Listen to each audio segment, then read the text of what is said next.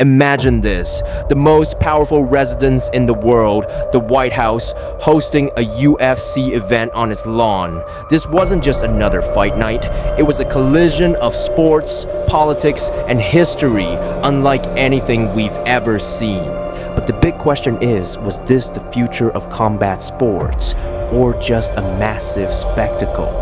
June 14th, 2026.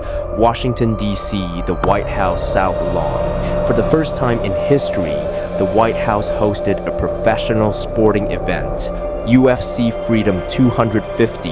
The event was organized as part of America's 250th anniversary celebrations and coincided with President Donald Trump's 80th birthday. Thousands of fans attended while security reached levels normally reserved for major national events. No-fly zones, federal agencies on standby, and one of the most iconic settings in American history transformed into an octagon battleground. No one expected the phrase "fight for the White House" to become this literal, but humans have a habit of turning metaphors into expensive live events. The night didn't begin smoothly. Dark clouds rolled in over Washington. Thunderstorm warnings forced delays before the fights could begin. For a moment, it looked like weather might ruin one of the biggest events in UFC history, but eventually the skies cleared. The crowd erupted into chants. Military flyovers roared overhead. The national anthem echoed across the White House grounds. Then the fighters made their walk to the octagon. It was a scene that felt more like a movie than reality. The main event featured a lightweight championship clash between undefeated superstar Ilia Topuria and fan favorite Justin Gaethje. Coming into the fight, Topuria was considered the favorite. His striking had looked nearly unbeatable, but MMA has a cruel way of reminding everyone that predictions mean very little once the cage door closes. Early in the fight, Topuria looked sharp and controlled the action. However, as the rounds progressed, Gaethje began finding his rhythm. Powerful right hands, relentless pressure, precise jabs.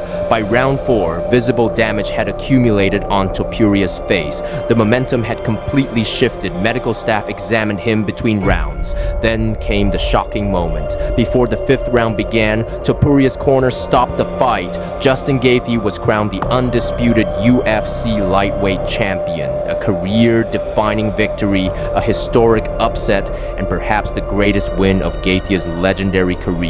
The co-main event featured a heavyweight showdown between Alex Pereira and Cyril Gane. Pereira had the opportunity to become a champion in 3 different UFC weight classes, a feat never achieved before. But Cyril Gane had other plans.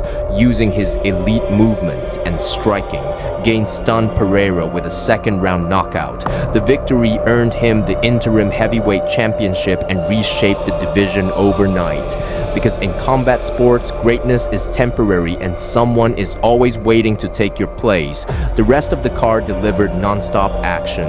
One of the standout moments came when Diego Lopez scored an impressive comeback knockout against Steve Garcia. Fans were treated to explosive finishes throughout the event. Several fighters earned performance bonuses, making the night one of the most lucrative in UFC history. From start to finish, the White House crowd witnessed an unforgettable spectacle. But the event wasn't without controversy. Supporters called it a historic celebration of American sports and culture. Critics argued that mixing politics with professional fighting blurred important lines. Outside the venue, protests took place as debates spread across social media. Regardless of opinion, one fact is undeniable: the entire world was watching. A UFC event at the White House once sounded like science fiction, but in 2026, it became reality. Was this the beginning of a new era for combat sports, or simply one of the boldest spectacles ever created? Only history will decide.